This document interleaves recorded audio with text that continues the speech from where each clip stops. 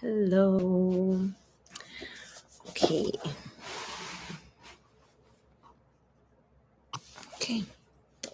Hello. Today is Tuesday, November 8th. No, Tuesday, November 18th. Okay. Sorry about that. It has been a very, very long day. Started with an extremely early morning. I am in a new location. It's an intense time for my line of work, but it's only temporary, so it's okay. I didn't want. It's kind of late. Clear don't um than usual, but I felt restless and had been wanting to do this. So yeah, I think what better way to end the night. So today is November 18th. The reading from today is from Psalm 125, verses 1 through 5. And today is titled Like a Mountain. Like a Mountain. Okay, I shall begin. As the mountains surround Jerusalem, so the Lord surrounds his people from this time forth and forever. That's verse 2. We don't have to know much about geography to understand what the psalmist is saying. It's a declaration we can believe and put to work in our own lives today. God is compared to many things in the Bible. For example, our God is a consuming fire in Hebrews 12:29. Or, God is our refuge and strength, our very present help in trouble. Psalms 46:1. Here the psalmist says, God is like the mountain surrounding Jerusalem. That was the most special city to God and the Jewish people, and it still is. And when the psalmist looked at the mountain surrounding the city, he said, That's the way that's the way God is. Here the psalmist says, God is like the mountain surrounding Jerusalem. That was the most special city to God and to the Jewish people, and it still is. And when the psalmist looked at the mountain surrounding the city, he said, That's the way God is. Oh, because it's surrounding the city. How how is God like a mountain? First, a mountain has stability. When the psalmist was a little boy, he saw the mountains surrounding Jerusalem. When he became a young man, he saw those mountains were still there. When he grew older, the mountains were there, and the mountains are still there today. Likewise with God, he is stable, dependable, he doesn't change. God is the same yesterday, today, and forever. Hebrews 13:8. Second, a mountain offers security. God surrounds and guards us. He is like Mount Zion to us. Verse 1 says, Those who trust in the Lord are like Mount Zion. In other words, God can make you to be like a mountain also, stable and secure because he is your refuge and strength. Therefore, we should trust him. Those who trust in the Lord have stability and security. They have all they will ever need. Do good, O Lord. Do good, O Lord, to those who are good and to those who are upright in their hearts. Verse 4. Then the little excerpt on the bottom says, The next time you need a refuge, remember that God has a special way of caring for his people. The strength and security God gives his people is solid and unchanging. Trust him. Um, I'll read the Bible verses, Psalm 125, 1 through 5.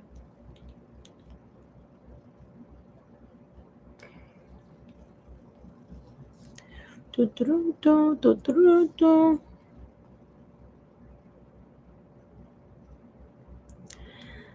Mhm, mhm, mhm, mhm, mhm, mhm, mhm. Okay, Psalm 125, 1 through 5. It's the entire thing. Again, a song for pilgrims ascending to Jerusalem.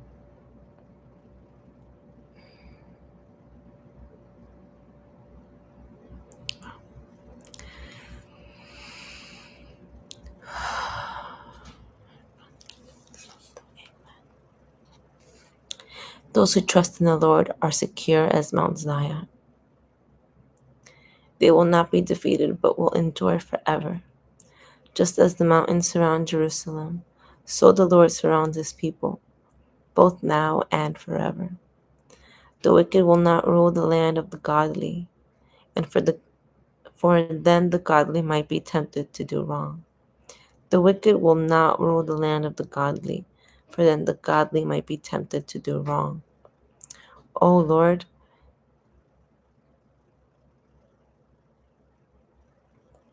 I thought I heard someone at my door. O Lord, do good to those who are good, whose hearts are in tune with you. But banish those who turn to crooked ways, O Lord. Take them away with those who do evil. May Israel have peace.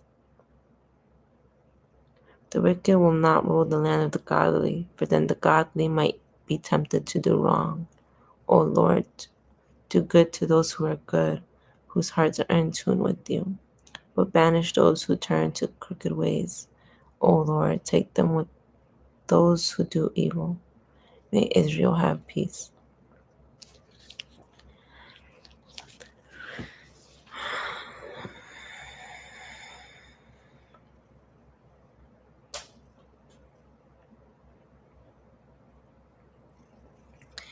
I really liked how in the reading he tells us the story of the mountains through the story of the boy. How the boy was a boy and he saw the mountains. And then as he grew up, the mountains were still there. And even now, as he's gone, the mountains still remain. And I think we forget sometimes how fleeting, how passing this life is, and how our God is such a stable ground, a permanent, like, I don't want to say thing, but like a permanent fixture, a permanent, he's just permanent. This morning, I was listening to the Crazy Love podcast, and Francis Chan was talking about, he was referencing the story of Job and how um, God never answers Job. He just says to him, like, all right, where were you when I created everything? Clearly, like, and I feel like you can, I don't know if it was exactly as he was paraphrasing, but he's like, where were you? I could have used you when I was building this entire earth. Like, like, what's up? And I think sometimes when we find ourselves in places or in times, seasons, we can forget to trust him, forget to remember that he is constantly there and he's working things out for us, that we can like catch an attitude or, you know, like become like have these little tantrums, because I know I have them, and not until after it's just like, okay, I'm sorry, like I shouldn't have done that. And instead, I think more recently, I know that my person has been changing, because I I used to be such a little complainer. Like I would complain about everything, but I started hating feeling that coming out of my mouth. Like I felt like vomit, and I was like repulsed by it. That now, whenever I hear people around me just complaining or disliking, just feeling the need to mention it. It's like, just stop. It's an unpleasant situation, okay, but complaining about it doesn't improve it. And I understand like people wanting to vent this and that, but at the same time, it's like, how about if we just like, instead of being those people, we would to be like those people in James 1 that would rejoice in suffering, rejoice. And that was what exactly what it was talking about in the sermon this morning that I was listening to that podcast where, or was that the day before? Either way. But how, and then even like the night before, I was listening to that as well. And it was talking about how, how capable of not reflex, but like coming back, the resilience in somebody by how they handle difficulties. And it's like when they can be the more joyful, when they can be the more like pleasant in whenever like, things become difficult. And then I was even listening to like this medical like short, how they have them on YouTube. And he was talking about how um we have reserves, right? Like we have reserves like in the physical where should anything happen to us, like we get hurt, we get sick, we have like money saved up. But our body itself has reserves as well. And like say you get sick, say you're going through something difficult, like, and things sometimes happen out of nowhere. And he was talking about how we can have these reserves, but we can build up reserves. And he's saying like, as people, we can build up reserves like in being healthy and eating well and exercising and this and that. But it's like, or like having healthy ways of adapting to negativity or to something not ideal, right? Like it's how we respond. And like basically all of this little tidbits of information is just like, okay. And then even today I was listening to this like prophetic word, I guess, and it was talking about delays. And then I was listening to one a couple nights ago also, and it was talking about new seasons that we will be coming into, right? And essentially what I'm gathering is that this season that is ending,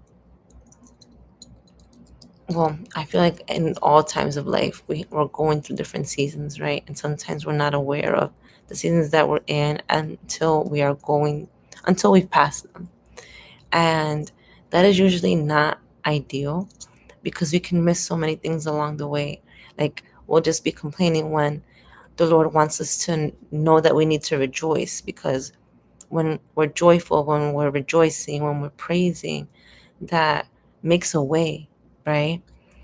So like in James 1 it says it builds the endurance, like, and that endurance, like an endurance hope.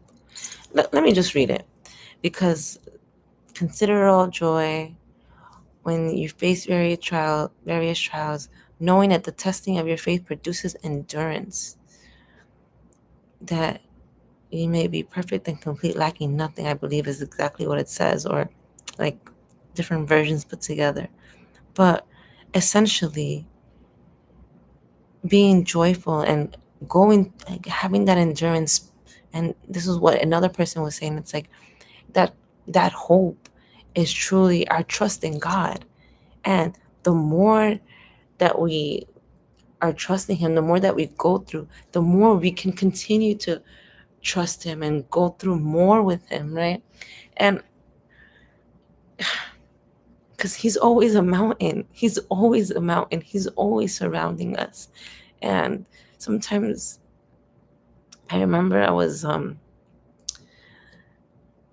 a hike with my brother, and usually I love going hiking either the day that it snows, or like as soon as it stops snowing, the day right after, like after a big snowstorm. Like I love it because no one will be there because it's chaotic. But I live like 20 minutes, like a 20-minute walk to like my nearest trail. And I remember one day I went with my brother, my youngest brother, and my two dogs. So he has one dog, I have the other dog, but either way, we're walking, right? And usually when I walk with my dogs, or sometimes even alone, I tend to keep looking at the ground because trails tend to, well, this trail in particular, it's not like a level ground. It's like there's roots. It's like a trail. It's like actually a trail. You're like in the middle of the woods. But I remember we're walking, right, and I'm like looking down, and like, yeah, it's nice, like, it was beautiful. But as we're walking, I'm not really paying attention. He's like, Jasmine, look. And I'm like, yeah, I'm looking, like, it's beautiful. He's like, no, look. And like, I was paying attention only to the road that was in front of me, right? Like just the path that I was walking. And he's like, but look. And then I lifted up my eyes.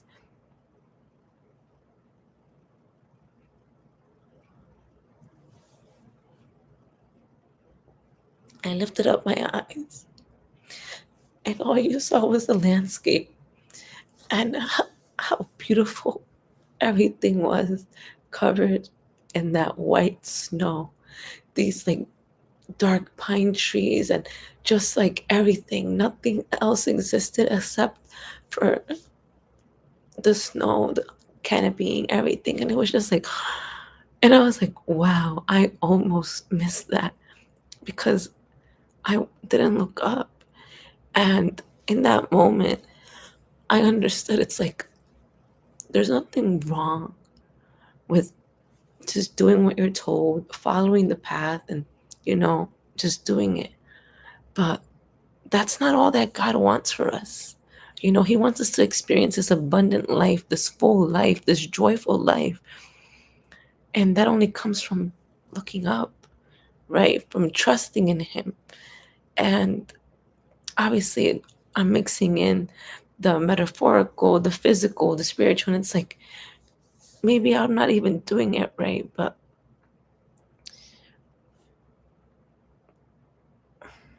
yeah, I don't know. This bottom excerpt, it says, the next time you need a refuge, remember that God has a special way of caring for His people. The strength and security God gives His people is solid and unchanging. Trust Him. So, His strength and security gives His people solid and unchanging. Now, it may vary, it may look different in different seasons. He may display it in different ways depending on what you need in that time and season. So it's like always important to know, like as I was saying, like all these things that I've been watching, talking about these seasons changing. And I love that if you pay attention, God tells you ahead of time. And if you are actually listening and, looking to Him, whatever happens surrounding you doesn't matter because He is that greater protection. He is always going to provide for you, literally, no matter what you need.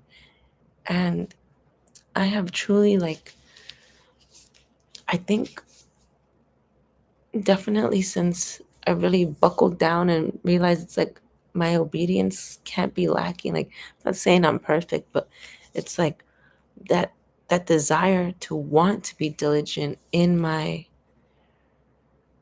obedience, that I have seen how it's changed.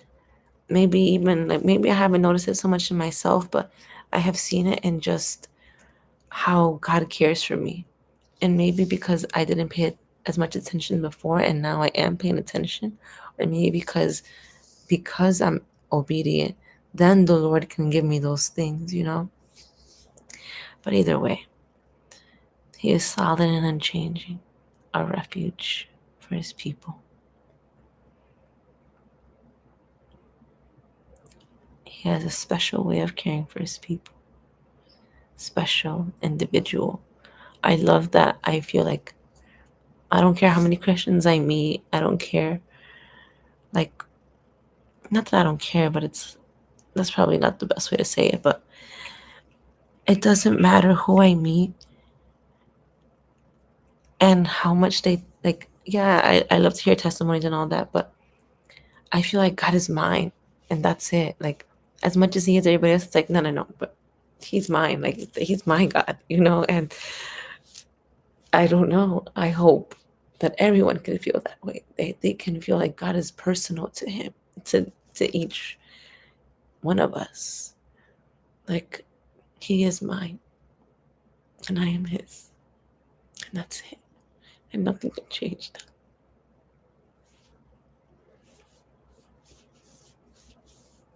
Yeah.